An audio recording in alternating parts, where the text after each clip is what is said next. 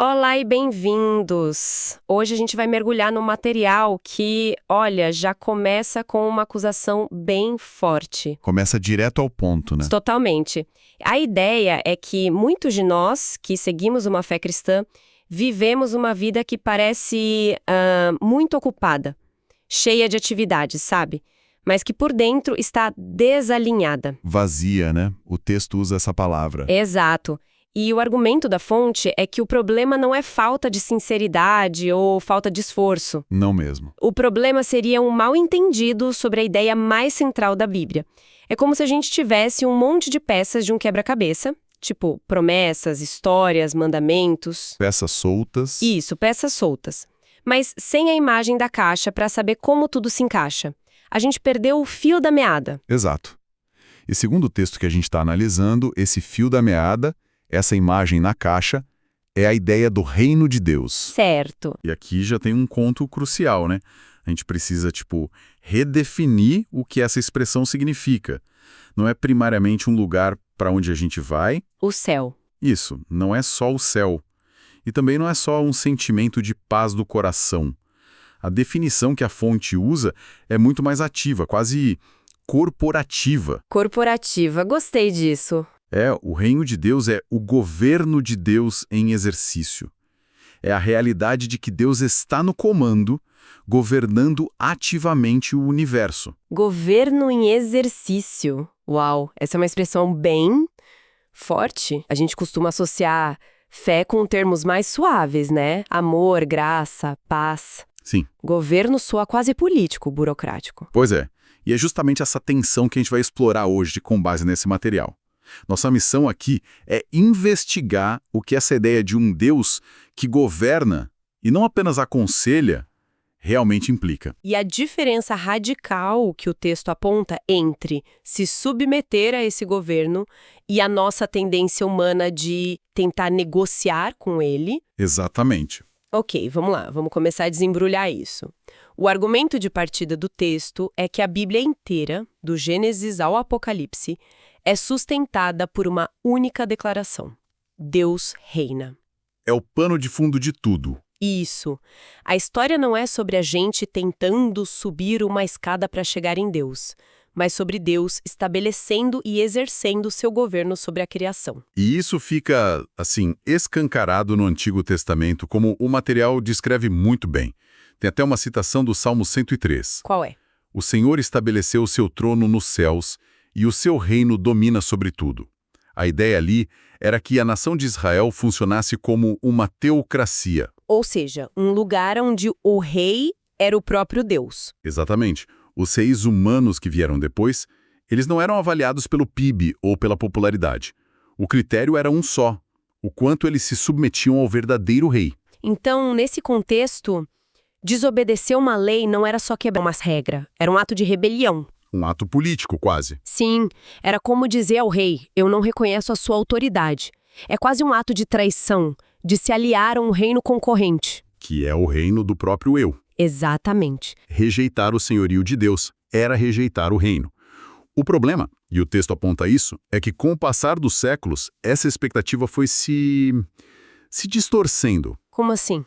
O povo começou a esperar por um reino que fosse mais político, mais nacionalista. Eles queriam um rei guerreiro que viesse e expulsasse os romanos, que restaurasse o poder de Israel no mapa, sabe? Entendi, a expectativa ficou muito terrena, muito imediata. Perfeito. E é bem no meio dessa confusão toda, dessa expectativa por um Messias político, que Jesus aparece. E com a mensagem que, na época, deve ter soado como uma completa loucura. Totalmente na contramão do que esperavam. E aqui a coisa fica realmente interessante. O texto nos joga direto para a primeira pregação de Jesus, lá em Marcos, capítulo 1. O tempo está cumprido, e o reino de Deus está próximo. Arrependei-vos e crede no Evangelho. Exato. A interpretação da fonte é que Jesus não estava lançando uma nova filosofia ou um código de ética. Ele estava fazendo um anúncio oficial. Quase um pronunciamento de Estado. Isso, tipo, a espera acabou, o governo de Deus está invadindo a realidade de uma forma nova e decisiva, e esse governo está encarnado em mim. E esse anúncio exige uma resposta imediata. Arrependei-vos. E o que eu achei fascinante foi a redefinição de arrependimento que o material propõe.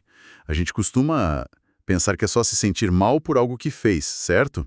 Uma culpa, um remorso. Sim, é o que a maioria pensa. Mas o argumento aqui é muito mais profundo. A palavra grega, metanoia, significa uma mudança de mente, de direção e, crucialmente, de lealdade. Lealdade. Nossa, essa palavra muda tudo.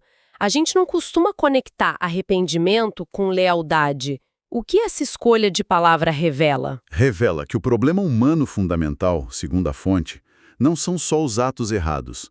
É a própria autonomia. A nossa insistência em sentar no trono da nossa própria vida. Exatamente. A nossa teimosia. Arrependimento, nesse sentido, é um motim contra o nosso próprio ego. É o reconhecimento de que Deus não pode ser só um consultor de luxo que a gente chama quando precisa. Ele tem que ser o rei. Então, se eu entendi bem, o problema não é o pecado como um ato isolado, mas a própria ideia de que eu tenho o direito de tomar minhas próprias decisões sem prestar contas. É isso. Isso parece enorme. É como viver a vida inteira dirigindo o próprio carro, e o arrependimento é o ato de parar, entregar as chaves e passar para o banco do passageiro. É uma analogia perfeita. Exatamente isso. E é por isso que a fonte usa uma frase tão forte.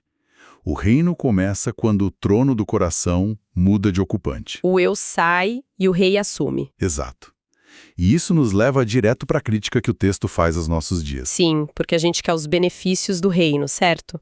A fonte até lista. Paz, propósito, proteção, provisão. Queremos tudo de bom. Usando a sua analogia, é como querer a segurança do carro, o ar-condicionado, a música, o destino final paradisíaco, mas insistir em continuar no volante, mesmo sem saber o caminho e sem ter o mapa. Exatamente. É o que o texto chama de uma fé fragmentada.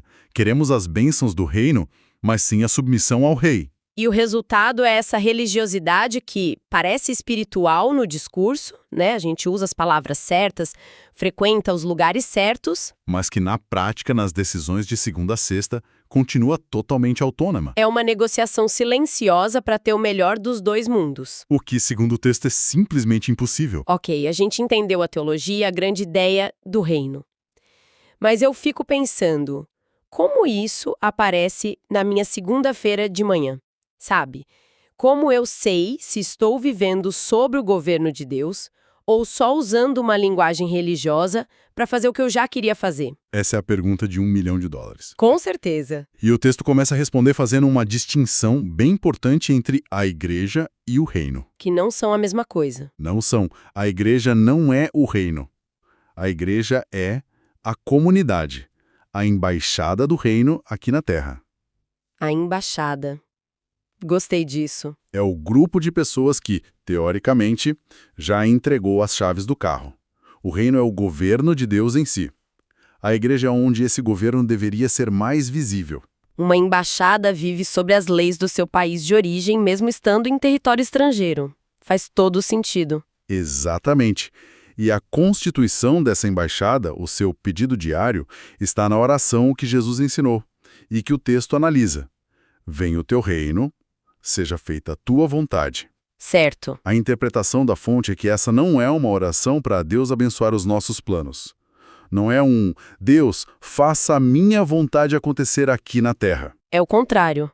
É uma oração de rendição. Isso. Então, orar venha o teu reino é basicamente dizer, meus planos que se danem, eu quero o seu.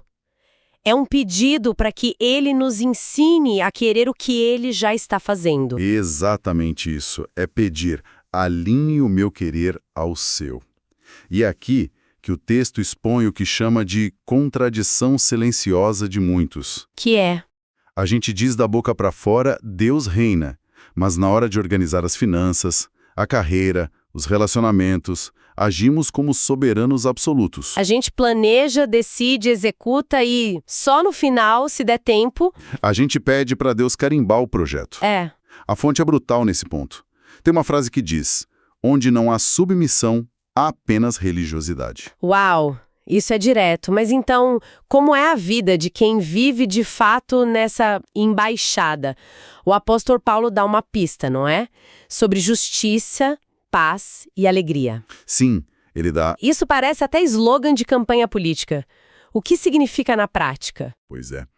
O texto mergulha em Romanos 14, que diz que o reino de Deus não é sobre regras externas, rituais, o que se come ou bebe. Não é sobre a aparência. Não. É justiça, paz e alegria no Espírito Santo. E a fonte desempacota cada um desses. Justiça é viver alinhado com o padrão do rei, com o caráter dele. Ok, faz sentido. E a paz? A paz não é a ausência de problemas.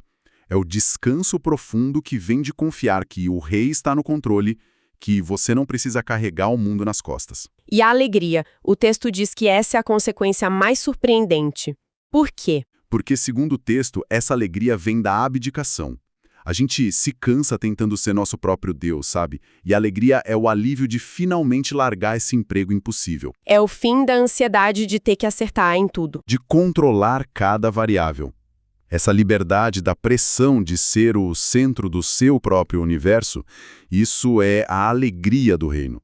A submissão total, que parece uma perda de liberdade, é, na verdade, o que nos liberta. O texto também usa outra imagem muito forte, falando sobre a conversão. Algo sobre uma transferência de domínio. Sim, isso é de Colossenses. A ideia é que a conversão não é só mudar de opinião sobre algumas coisas. É uma transferência legal de cidadania. Cidadania.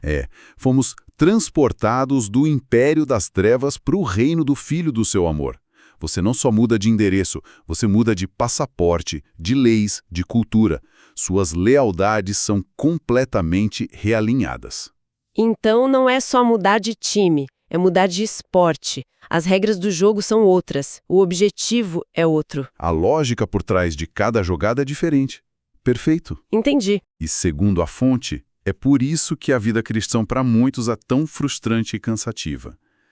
Porque estamos tentando jogar o jogo antigo, o jogo do eu no controle, usando a camisa do time novo. E simplesmente não funciona. Não funciona. A vida no reino deixa de ser essa tentativa de gerenciar o futuro e passa a ser um descanso no governo de alguém que vê o tabuleiro inteiro. A pergunta muda. Completamente.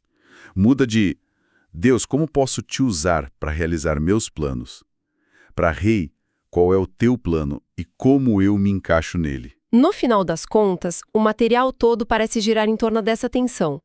Deus é o rei soberano da minha vida ou é um consultor que eu contrato por projeto? Essa é a questão central. E a fonte nos chama a uma avaliação honesta do coração. As perguntas que o texto sugere são bem desconfortáveis, né? Tipo, Deus governa só minha linguagem de domingo ou governa também minha conta bancária na terça-feira? Minhas orações são para que o reino de Deus venha ou para que o meu pequeno reino pessoal dê certo. É uma autoanálise bem dura. E a conclusão do texto é que a maturidade na fé não está em acumular mais informação ou participar de mais atividades. Não está. Ela começa com esse ato de abdicação, quando o coração desce do trono, quando o eu finalmente se rende e entrega ao governo. E o resultado prometido não é uma vida fácil ou sem problemas. De jeito nenhum. Mas é uma vida que finalmente encontra seu eixo, que tem ordem, sentido e, acima de tudo, descanso. O descanso de não precisar mais ser Deus. E isso nos deixa com um pensamento final para refletir.